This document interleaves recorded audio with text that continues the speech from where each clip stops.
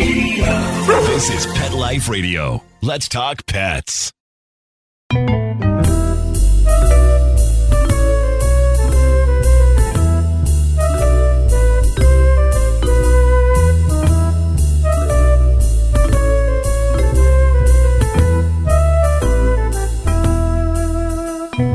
Hello, all my feline friends, both two- and four-legged. This is Michelle Fern, your host for Cattitude. Okay, this is kind of a unique show because there's only one in the world. Don't move, don't pounce. We'll be right back.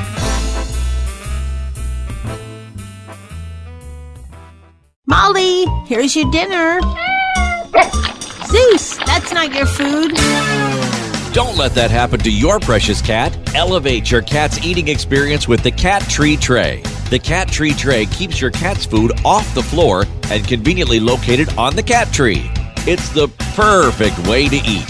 It's a beautiful wrought iron tray that easily attaches to your cat tree and keeps dogs and other critters out of your cat's dish. A must for multi-pet households. There's a 6-inch tray for large bowls and a 4-inch tray for smaller bowls. Purchase your Cat Tree Tray today.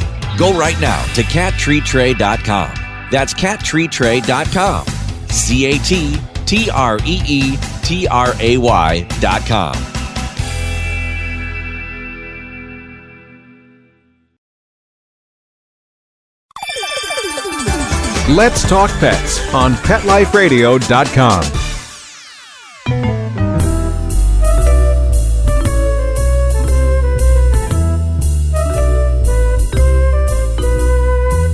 Welcome back, everyone. I would love to introduce my guest today. She is, well, I'm going to let her tell you about her specialness because she's one of a kind.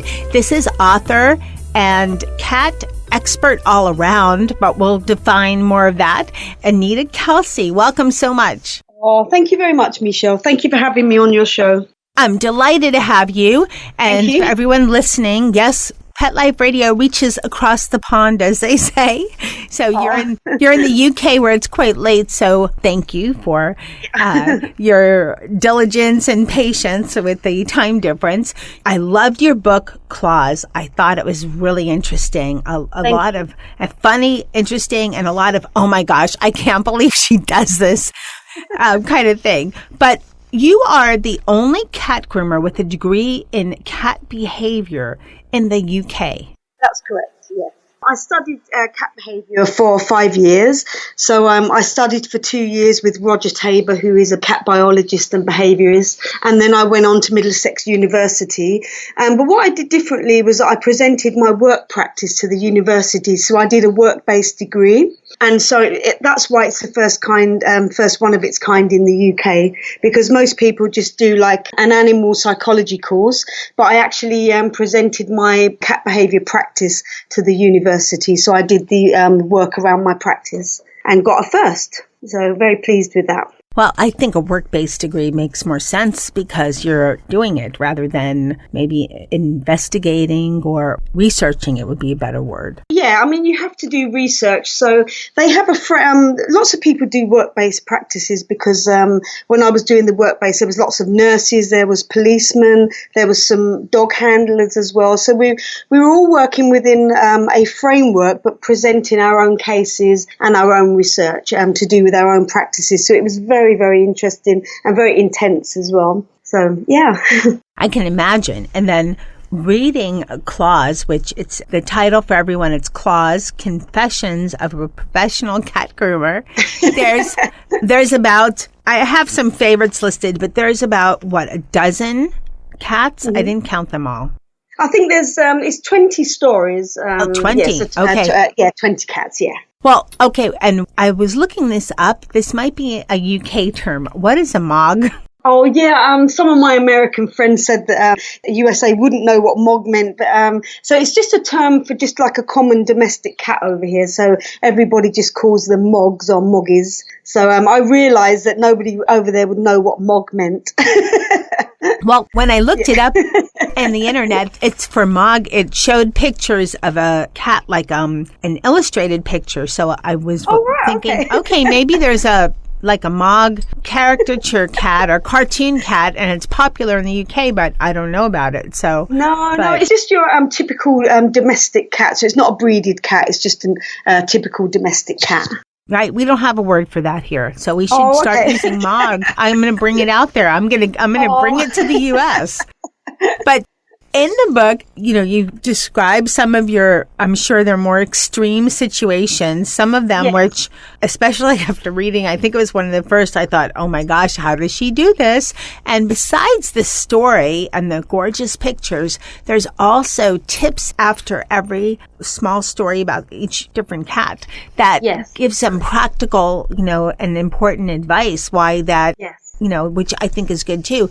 What are some of your favorites? Oh, you mean the 20? Stories? Yeah, of the 20. Oh, well, so I think Star has to be mentioned. Star was my very first, because Star's quite aggressive. Star hates being groomed, and 2 years later, I'm still grooming Star, and she's still attacking me. And so, but Star was my very first cat that I issued an ASBO to. So I don't think you're familiar with the term ASBO. It's ASBO, but in the UK, ASBO means an antisocial behaviour order. So somebody who's a nuisance in society, or some children that are nuisances, people go to court, and the person is issued with an ASBO. And so I started to issue my cats with ASBOs, and so they get sent them in the post, just as a joke really, and the clients think it's very funny, and they've started framing them. So Star was my very first one I gave an ASBO to. So an ASBO is sort of a warning to, how does that work? Well, it's an ASBO. Really, an official ASBO is issued in the courts to people that are a nuisance in society. So an ASBO is issued to people that are a nuisance, and you can issue one to a cat too? No. No, you're not meant to issue them to cats, but I found some fake ones online, just some fake ASBOs, and so I adapted them to become a joke, so I send them to my cat clients. So it's not official, it's just a joke really between us. That's funny. Yeah. Well, I know that when you groom, and okay, so you are a professional groomer and you're also a cat behaviorist. And yes, from reading your book, the two together make a lot of sense, because if you understand the cat's behavior, there's a lot better success with the groom, especially since you are most likely called for more difficult grooming, because if it's not too difficult, the owner could probably do it themselves if it's just a brushing or something, but you do the bathing and everything, and you come armed with I guess artillery in a sense. What do you, from my reading, what do you use? So I use leather dog handling gloves with some of the worst cats. So I'm a very strong advocate for holistic grooming.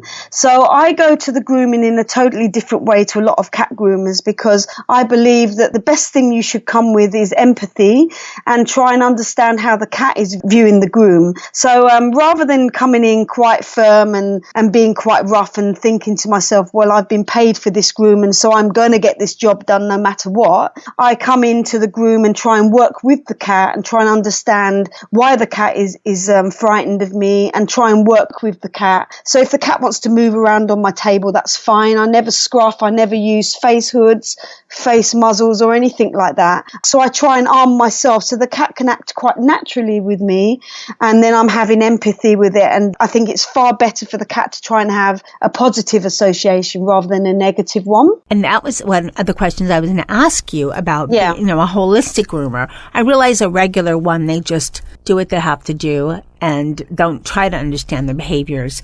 And I'm thinking, I have 3 cats on my crew, only Dennis, and he's Maine Coon or part Maine Coon. He's like a dog, so he doesn't count for being groomed because he's easy. He's only hissed like once in his life and he's 8. Right. So, but you've dealt with some major. How was it dealing with Tilly Tutus? I love that. The diva. So I also base my grooms on educating the client. So with some of the worst cats, the best thing I can do is actually remove myself from the situation and teach the owners how to do it, because the cat's afraid of me as well. And so I am very much for educating the client and then giving them a plan of action to move into the future. So I'm not adverse to removing myself out of the situation, because a client can work with their cat for 5 minutes at a time, whereas a groom groomer, the cat's on the table for over an hour, and it's just too long for some of these cats. So for the worst cat, for the cats that really have a problem with grooming, the way forward for me is educating the client, and then they can work 5 minutes at a time with the cat and then stop and with a positive associations. So it very much is very different. And also, while I'm talking about holistic grooming, I'd really like to shout out to the Holistic Groomers Alliance, which is US based, because we don't have an organisation like this in the UK. Have you heard of this group? I have not. Right, so it's called the Holistic Groomers Alliance, and they're based in the US. And so I met them online on a forum on Facebook, and they're run by Cheryl Wood and Stacey Ward, and they're all about trying to educate groomers to work very holistically with cats. So I've learned a lot from this group, and they really are fantastic. And they've got holistic groomers from all over the US trying to kind of educate groomers to work in a much more of an empathetic way with the cat. So I think they're worth a shout out. Oh, definitely. And, hearing you, Anita, describe holistic grooming, it seems like, I'm thinking about what you're saying, and I'm thinking about, because the two other cats on my crew, Molly and Charlotte, they're more like regular cats. They're not Maine Coon. They're cats.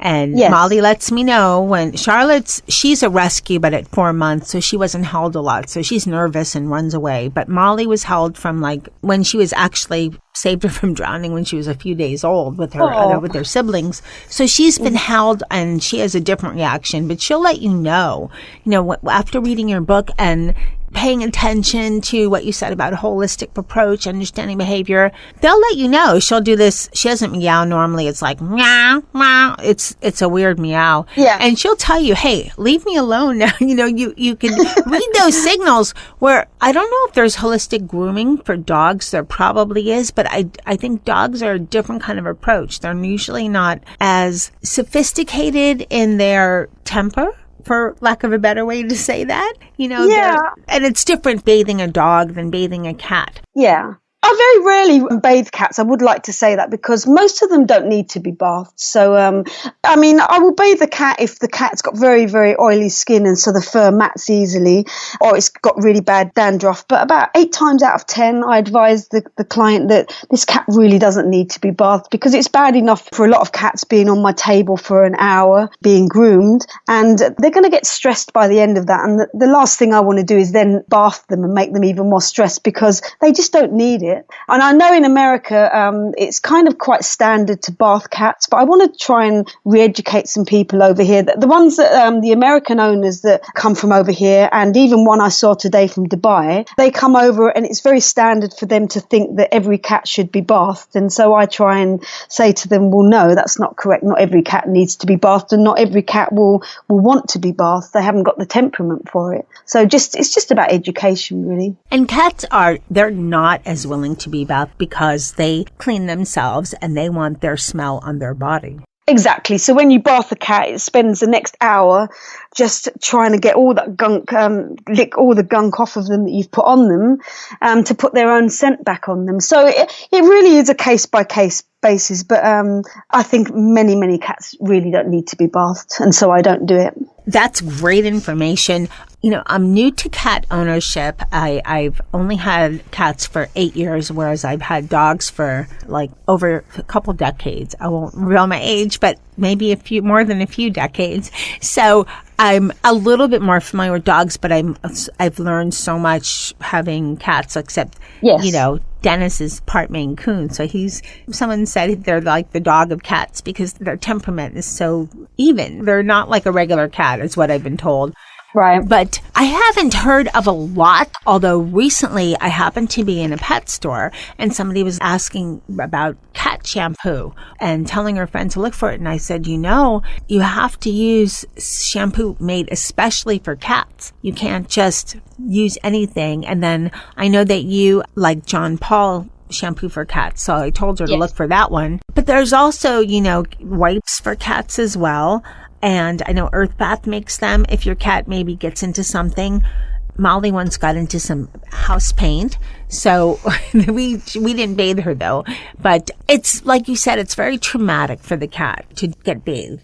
Yeah, I mean, it really is on a cat-by-cat basis because some cats are used to it from kittens where the breeder's been bathing them, so they kind of don't think anything of it. And then some people want me, or they just expect a groomer to be able to come round, and the cat has never been groomed before, never been bathed, and they just expect you to come in and bath the cat. And it's just ridiculous because the cat is just going to go ballistic. But some groomers will go ahead and do that because they've been paid to do a job and they see it as not letting the cat get the better of them, and I just work in a totally different way.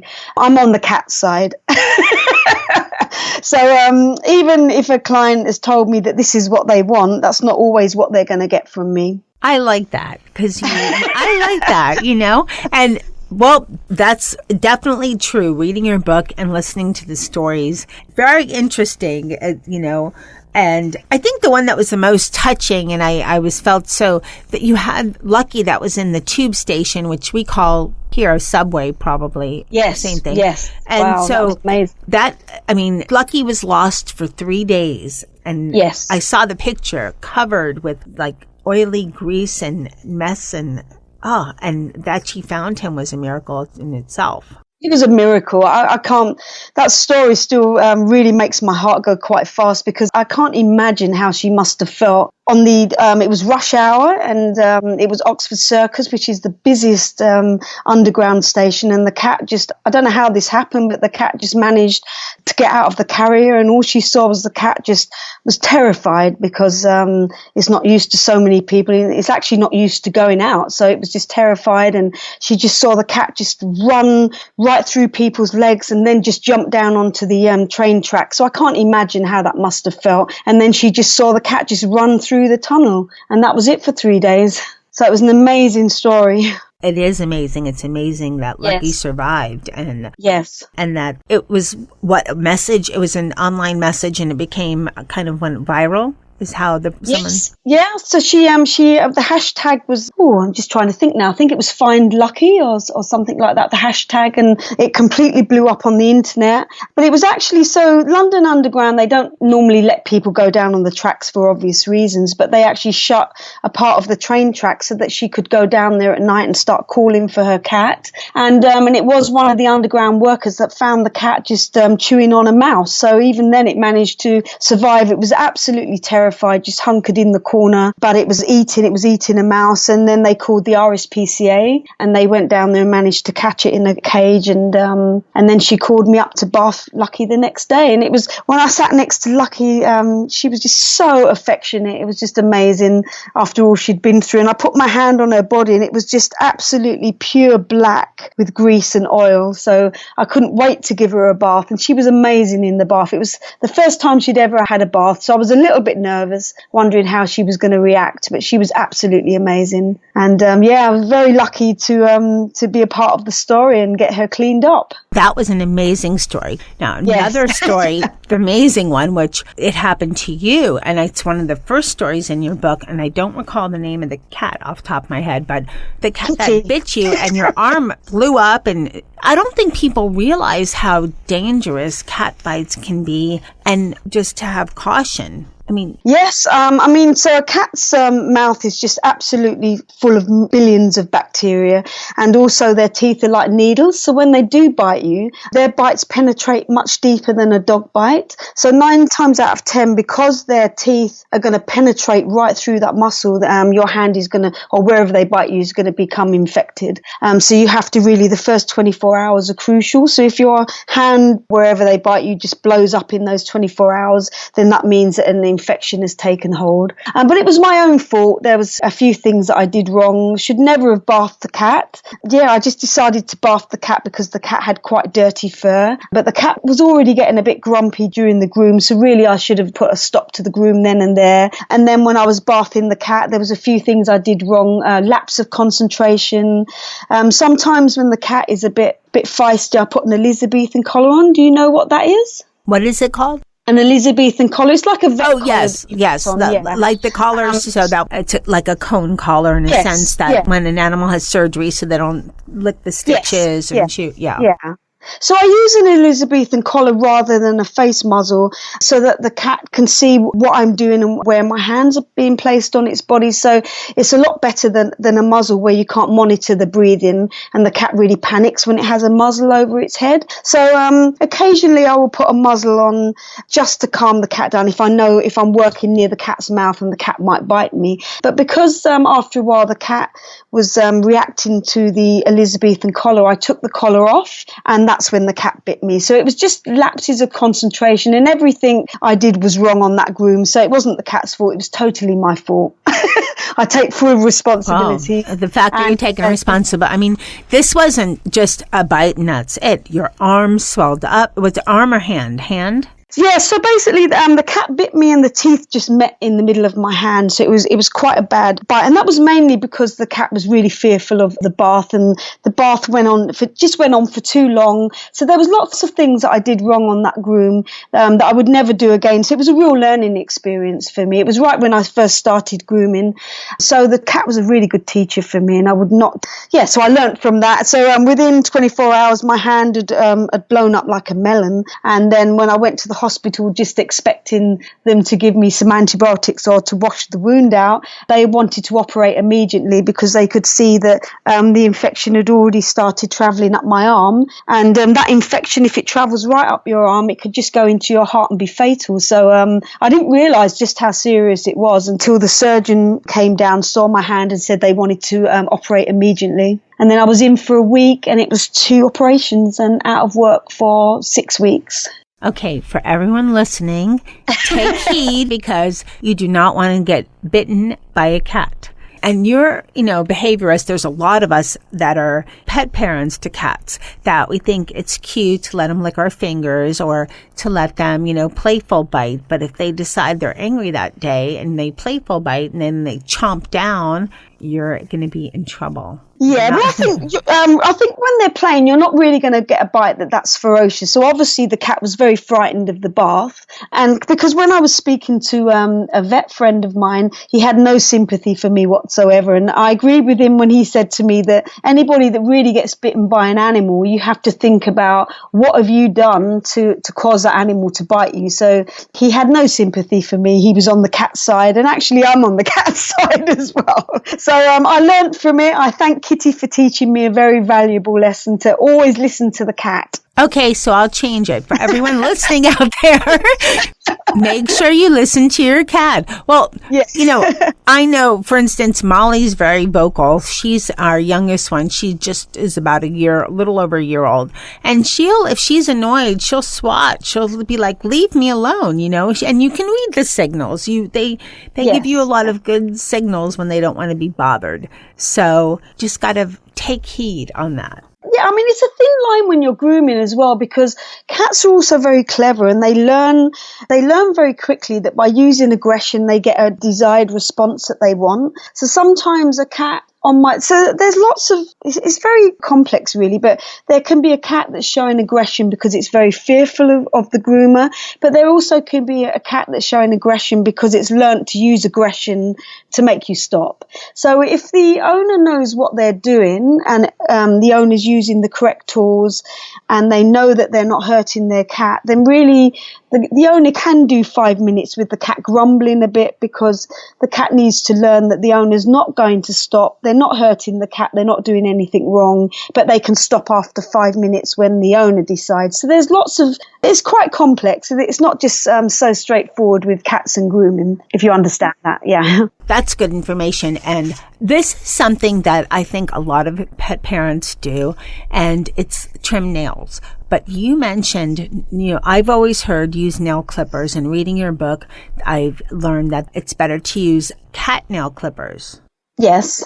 So that's a common groom for most owners, unless you take them to get groomed. They don't seem to be as fussy about it as dogs. Why a cat nail clipper, and what does that look like? Any different, and where do you find those? Yeah, I mean, you can use human clippers, really. But if you just go online and punch in the nails clippers, there's the guillotine type and there's like scissor-like type. So I think it's a personal preference, really. But I would like to say that with groomers, the main reason that groomers trim the nails, not so much that the nails need doing, they trim them for protection so that they don't get scratched. So that's one of the main reasons why groomers do the nails, because cats can look after their nails themselves at home with scratch posts. And in the UK, a lot of cats go outside, so they need their nails for defense. So many times on grooms, I'm not even trimming the nails. I just protect myself and just leave the nails alone because they need them and they can look after them themselves, unless they're elderly. So I love hearing that because I hate to do nails. I love hearing that.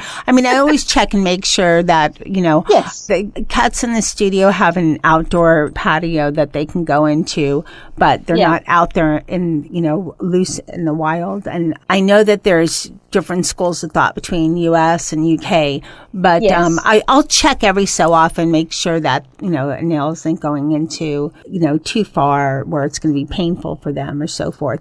But this is because when they're elderly, the nails get quite thick and the cat's not so active. So the nails will keep growing and then bend over, go into the paw pad. So it's really important that elderly cats' nails are checked. But the reason why most groomers start off trimming the nails is because really they're just protecting themselves so that they're not scratched. All right, let's talk a little about your book. What was your thought going into writing the book, and especially the way you did it? It isn't just information on, each cat, but you also have tips on what you've learned or, how to deal with if this happens. You give a lot of websites for information. Yeah. What made you decide to do the book, create the book this way, which I think is very smart? Okay, so first of all, because after each groom, I write lots of notes about the cat and about the client so that when I'm called again, I just look up my notes on how the cat behaved on the groom, the do's and the don'ts, so that I know how to work with the cat when I go back. And I just thought some of the stories were quite funny and that I started to gather quite some great cat characters. So I just started to think, wouldn't it be great, because I've already got a lot of notes on the cats, wouldn't it be great to put this in a book? And then because I'm all about educating the clients as well, I just thought that the mog tips would be really good. So try and connect the mog tips with each story.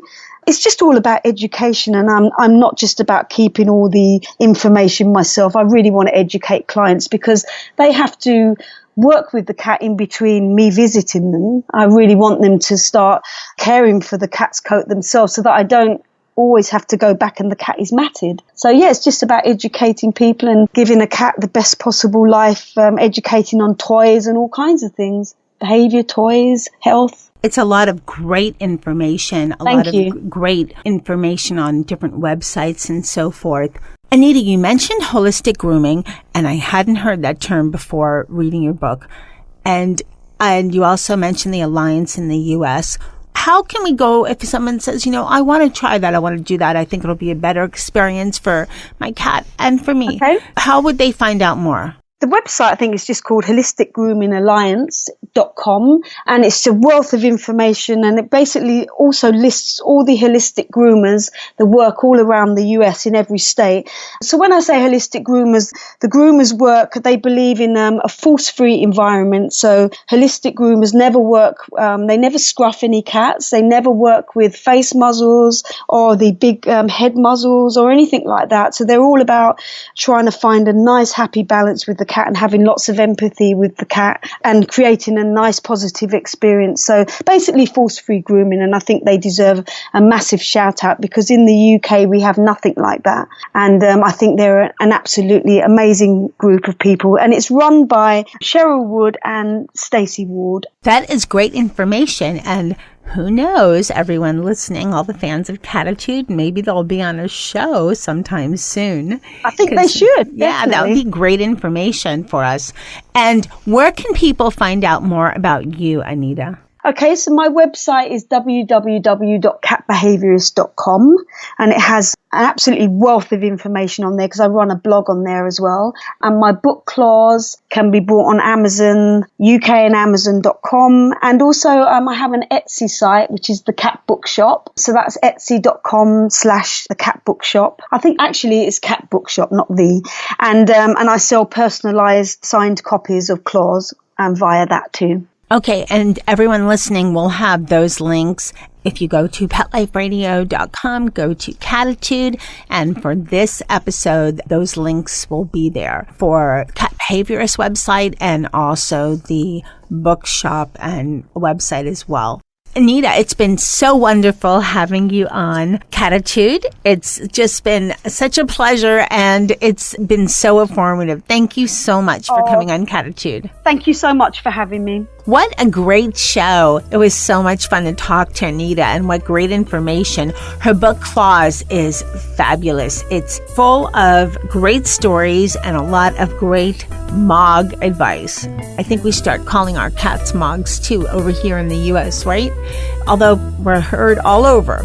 And again, everyone listening, if you go to Pet Life Radio, Cattitude, and go to this episode, there'll be links to Anita's site as well as to the holistic cat grooming site for the U.S. So you too can find a holistic groomer. Keep listening. We have so many great things coming up on Cattitude.